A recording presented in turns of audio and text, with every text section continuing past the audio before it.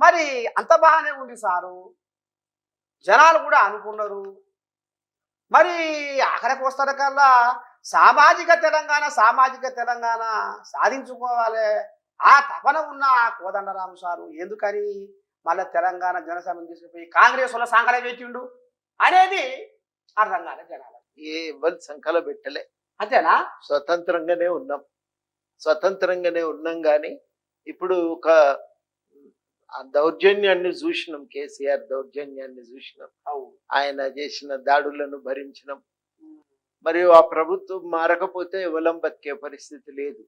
కాబట్టి మార్పు జరగాలి. మార్పు తీసుకురావటానికి కావలసినంత శక్తి మా దగ్గర లేదని కాంగ్రెస్ పార్టీకి మేము మద్దతు ఇచ్చిన మాట వాస్తవం. శక్తి అంటే పైసలా? పైసలే మరి, అంత దాంతోనే నడుస్తున్నది. ఒక రోజుతో ఈ పైసల రాజకీయం మార్చగలిగే శక్తి లేదు. దానికి సమయం పడుతుంది. ఓపికగా తిరగాలి, ఓపికగా కష్టపడాలి.